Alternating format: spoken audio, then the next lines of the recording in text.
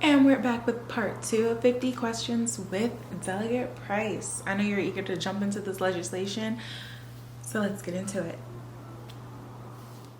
This is why we love talking to you, Delegate Price. You give us everything we need to get and then some, okay? You sponsored a ton of legislation this year, chief patroning several bills that would uphold tenants' rights, provide much needed school funding, and protect our Commonwealth from gun violence. And this is all just to name a few. Can you break down for us the process of developing these types of legislations and what goes behind the scenes to make a bill fit for filing the deadline? Yeah. There's this chart that says how a bill becomes a law. And I think I don't care that it's a coloring book for fourth graders. Like it could really help remind people like actually how a bill becomes a law in Virginia.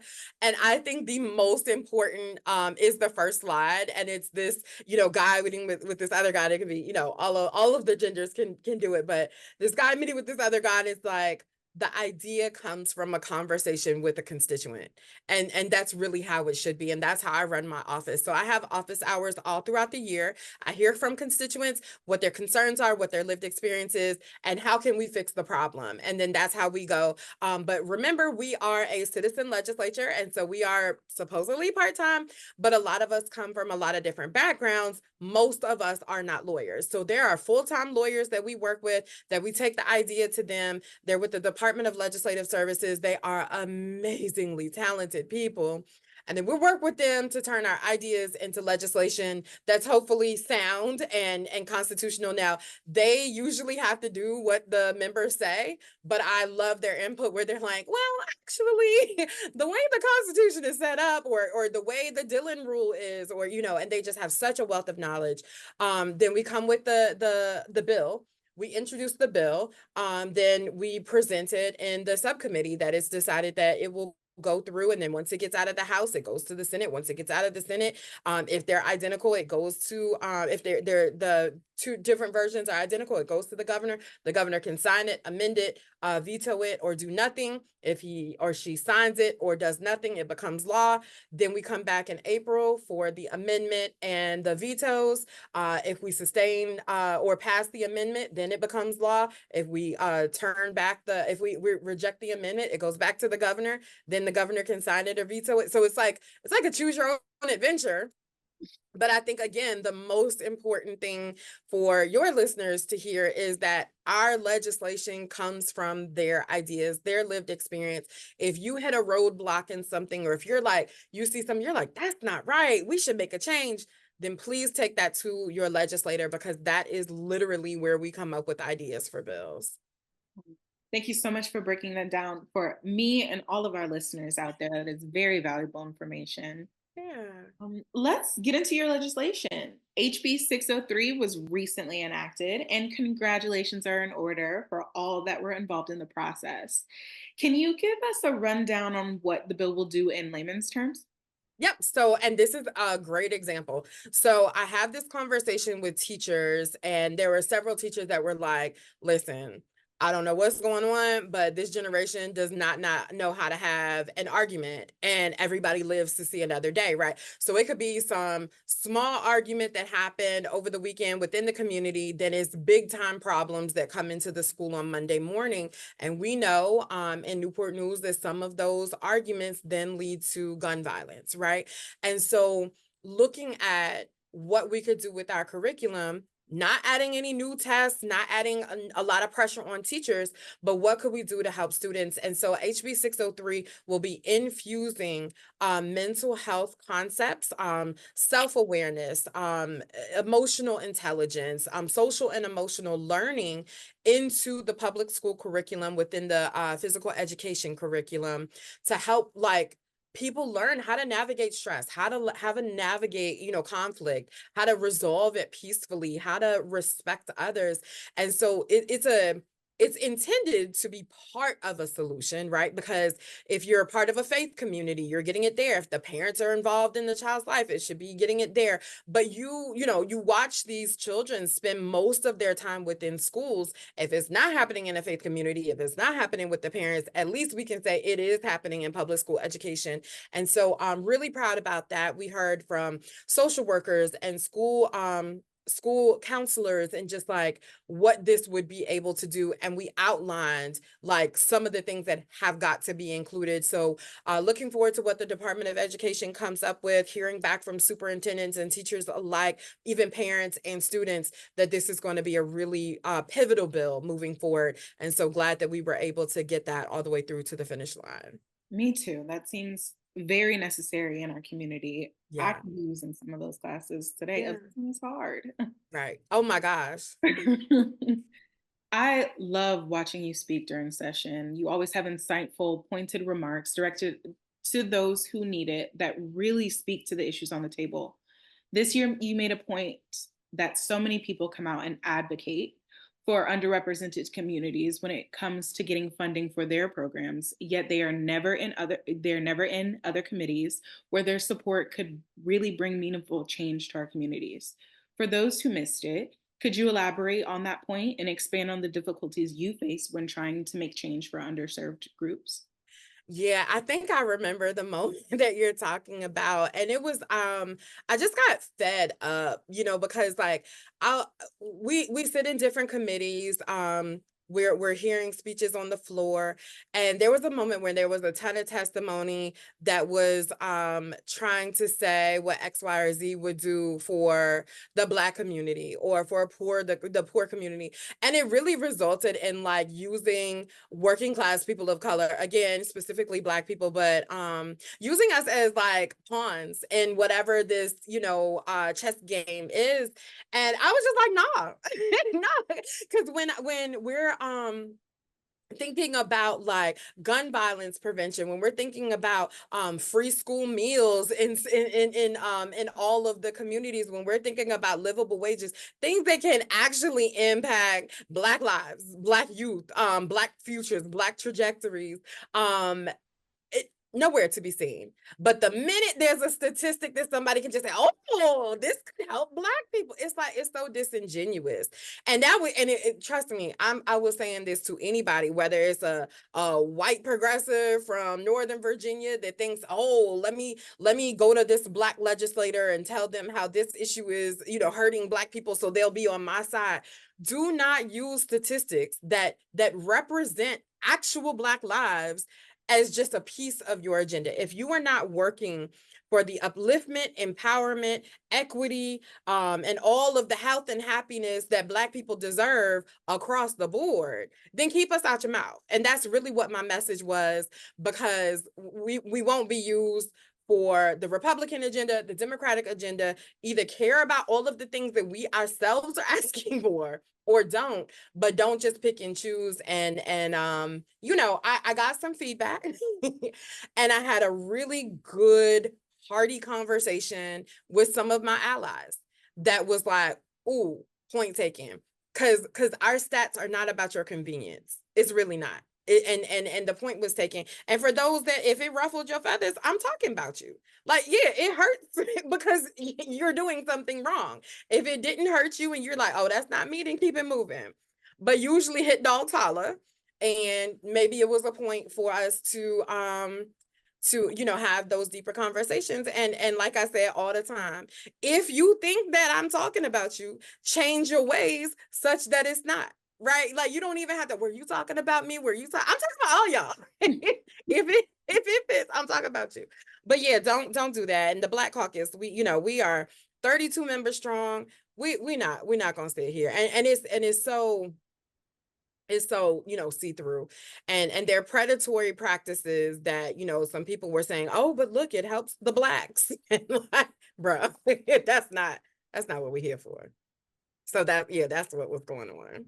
Keeping it real as always, Delegate Price. If you guys want to know more up to date, if you want to hear Delegate Price speak, please check out LAS. Follow the subcommittees and the committees that she's in. It is an absolute pleasure being able to hear her and the wisdom that she brings to these committees. Thank you. Of course, along with your abortion access, along with abortion access, gun prevention was also another hot topic issue area for us this year. You introduced HB 602. In light of the governor's recent gun violence prevention vetoes, what does it mean to have this bill continue to 2025? Okay, so House Bill 602 was another attempt, because I've carried this bill a couple of times, to get the Virginia Firearm Violence Intervention and Prevention Center and Fund set up. So we have different pots of money that can go toward gun violence prevention, but on hold, right? Localities are having to come up with their own strategies, and they're having to come up with their own funding. Some of the funding that they're getting from the feds and some of the funding that they're getting from the state, they don't know if it'll be there in a year, 2 years, whatever. So it is very hard for our local leaders to come up with sustainable programming, not knowing where the next round of funding is going to be, but also having to reinvent the wheel when it comes to, okay, what does the newest research say? Where can I go for resources? Where are the experts? Who are the experts I should trust? And so this center would be a centralized place that is independent from law enforcement, independent from hopefully, political figures of state agencies, and just literally information that can help with planning, implementing, and sustaining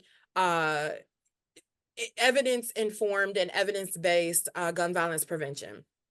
The reason why I say away from law enforcement and away from state agencies is because right now we are watching, if you watch a streaming platform or if you have the ability to see commercials, our current attorney general is on TV and some tough guy, macho, if you shoot, you're gonna go to jail. And I'm like, who is this for? And then he gives a website. It's if you want to find out the penalties for using guns in crime, go to this website. And I'm like, oh, okay, let's really think this through. The 15-year-old and the 16-year-old that got into the shootout in Newport News, are they looking at this commercial and saying, oh my gosh, he looks so scary, let me go to this website? Is that how we should be spending millions of taxpayer dollars? Or maybe we give that money to the community organizations and trusted leaders that those teenagers will actually listen to, that will actually have mentorship, hands-on shifting of futures and shifting of mindsets. People that have formerly been in the life that are now you know what, I can tell you it's not that. All of the people catch more kids back home in Newport News, all of these people that can actually be doing the work, or you using taxpayer dollars for campaign ads, right? And that's a real question because that's what's happening. And so what we're trying to do is forget the shenanigans of what politicians are doing. What are the experts saying? What are the reports saying? And it can involve law enforcement, but should not be focused on law enforcement because it's shots, then cops. Cops respond to crime. And I, work very closely with my police chief, right? We may not see eye to eye on everything, but everybody should agree. Cops cannot solve or prevent crime in the way that this is hitting us. It is literally a multi-pronged approach. So we're trying to get that set up. We still do have funds because we got funds in the budget for it, but we need this center so that localities are not struggling.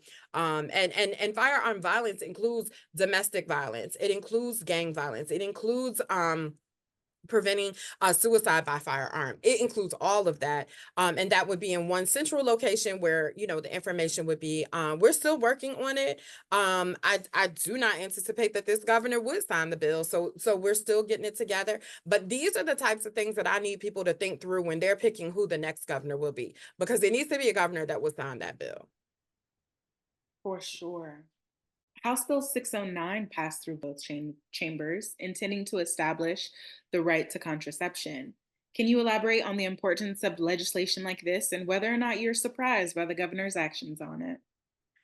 So, House Bill 609 is the Right to Contraception Act of Virginia. And I sponsored this in the House along with Senator Hashmi in the Senate, Senate Bill 237. And basically what it says is no locality or state agency or state law shall impede a Virginia citizen from being able to access contraception. That's it. It didn't talk about what doctors have to prescribe. It didn't talk about your religion. It didn't talk about any of that because we have laws already for conscience clubs, blah, blah, blah.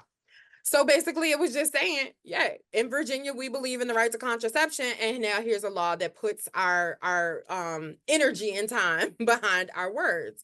And so for the governor to veto it, it's not that I'm surprised. It's just I hope people are paying attention, because if you say, "Let me be clear, I support the right to access contraception," and then you veto a bill, you're letting me know I can no longer listen to you. I have to only look at your actions. And I think that a lot of these vetoes and the veto statements that need to be, oh, we need to hire a full-time employee to go through and fact check some of these, veto statements, because like, bro, what are you even talking about? Like, that's not even in the bill. like you're just saying nonsense on why you vetoed a bill that has nothing to do with your words or whatever. Like I said, the federal level already has religious exemptions and conscience clauses and all of that. This bill didn't need to do that. And so he vetoed the bill because it didn't have it, but it's on the federal level. Like, make that make sense. And either we need to go back to that 4th grade coloring book that talks about, civics education and government, or maybe your actions and your words are not aligned. And so, surprised, nah. Disappointed for those of us that rely on contraception in order to leave our houses and have any semblance of quality of life because of things like PCOS, endometriosis, or whatever, or the economic and the economic impact of deciding when and if to have a family, the rights and freedoms that I have over my own body. Like, yeah. And so then after the veto last week, this guy that's running,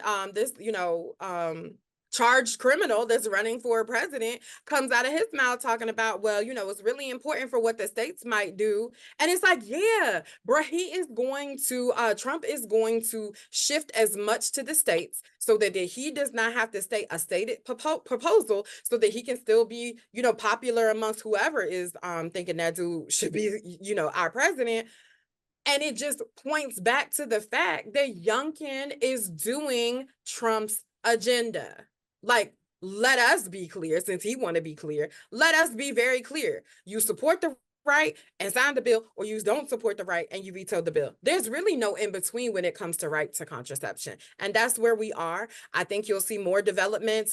Hearing that United States Senator Schumer is going to have the Federal Right to Contraception Act up for a vote soon. Your votes are where you tell us where you are.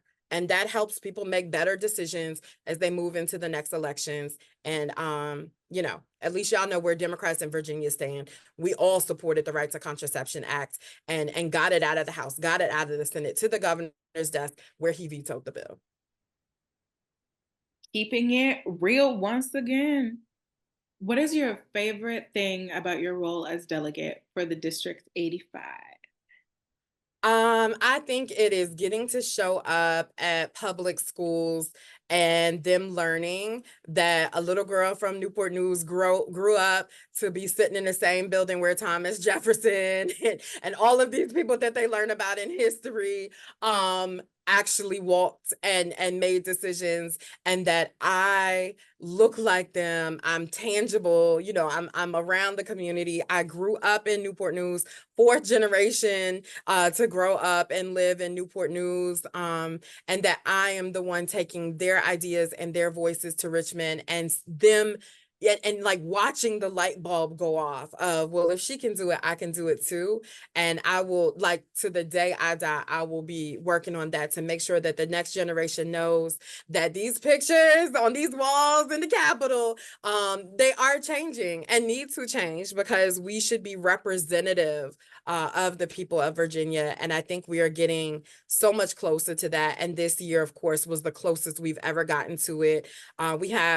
I was number 16 or 17 of the Black women ever in our whole history ever to serve.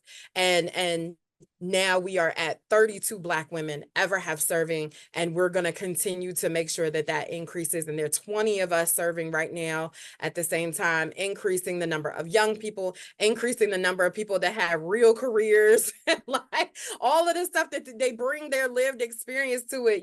We had Dana Carone, when she talks about she was unemployed and uninsured when she was elected, right? And that perspective helped us to make some really important decisions about healthcare and about, our workforce. And so those voices are needed. And so when they see me, they can see themselves to know that they have a place here and they belong here in the political atmosphere. Yes, for sure. You are a champion voice in Virginia, engaging in speaking events like at schools and in your community in general, speaking up on important issues such as compelling speeches you made on reproductive freedom during Women's History Month. Can you share with us your passion for public speaking and how you made an impact by using your voice? Yeah, so I told y'all I was an introvert. I told y'all it takes so much to recover from it. But when we were learning more about like bullying and the impact that bullying has had on our youth, it really made me reflect on, was I a good upstander or was I a bystander before? And I got bullied too. And so knowing that there are two very distinct times where I should have spoken up and I didn't when I was younger, not to be hard on little Sia, but just, wishing that I felt more comfortable to have done that before. I promised her in doing my self-work that I would never stay silent in the face of injustice again, and that I would speak up for those that it's not safe for. And so then over the years, I've realized, oh gosh, I might have a little bit of a talent for this. I definitely have a platform as an elected official. And then, oh, by the way, I also have privilege because I have a lot of leeway in my day job. I have a lot of leeway in this job that I can say things that somebody else that might need their job in order to feed their family might not be able to say. So I can be their mouthpiece.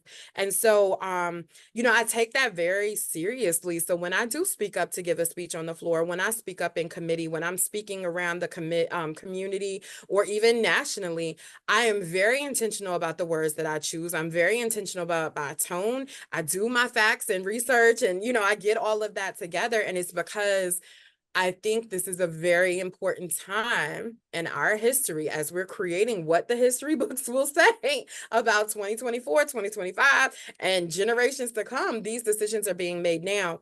I do not ever want to regret having stayed silent in the face of injustice. And so whether it's, speaking out about ongoing genocide on two different continents, whether it's speaking out and making sure that we are fighting to make sure that humanitarian aid is getting to those that need it, speaking against terrorism of any forms and that all the hostages should be free. Like, I'm not afraid to do that. And if you have a problem with it, okay, let's have a conversation.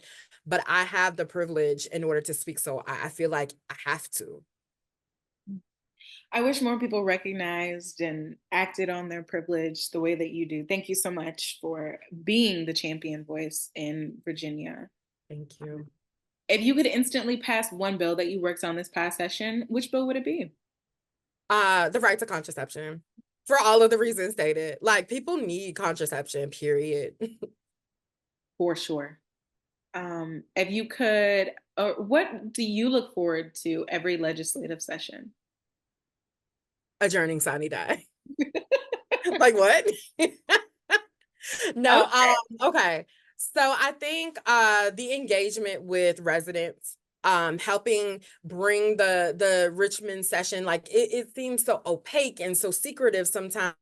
When you have 7 a.m. meetings, people no, they are not tuning in, but then you can give a recap, you can give the link and like reporting back, and that dialogue between the residents and the elected officials, that's my favorite part.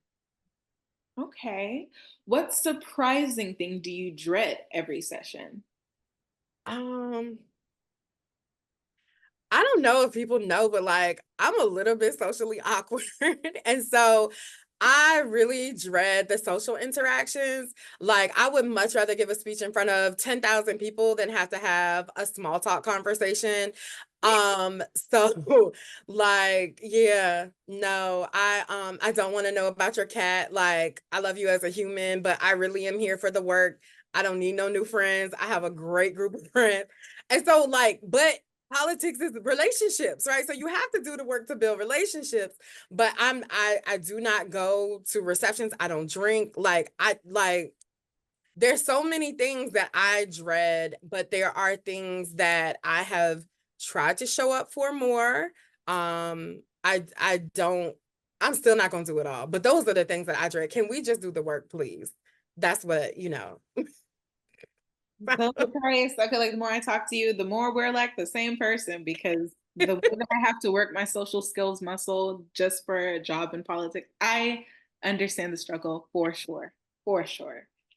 Um, Speaking of social engagements, Oh gosh. funny stories about our Virginia politicians that you can share? So it kind of piggybacks on this. So the House Democratic Caucus was getting together, and it was toward the end of session, and we were kind of like giving kudos to each other, and you know, kind of standing up and just saying, you know what, when you did X, Y, and Z, I really appreciated that. Or, you know, like, you carried so and so bill and you did a great job. And like, people don't, well, we were definitely not going to televise that conversation, but people don't get to see those moments. And so one of my colleagues stood up and was like, retelling a story of, you know, he's a newer colleague, and he was like, and I came into my meeting, and, you know, I saw this senior member, and I went to her and I was like, hey, I'm so and so. And she turned to me and said, I don't do small talk. And he was talking about me, and the whole room bust out laughing because they knew exactly who it was. And he didn't name me, right?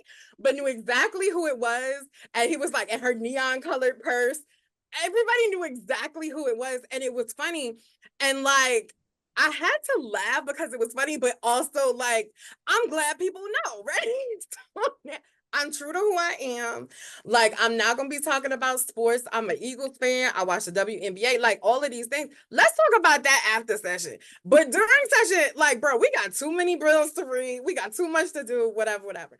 And that's with the exception of people that I consider to be like super close friends. So like, you know, Chair Kathy Tran, like, we are gonna talk about her little son is one of my favorite people in the whole wide world, and his love for Care Bears is the best ever. And so like, we're gonna talk about that in small talk, but it's after we talk about the bills that we're carrying, blah blah blah.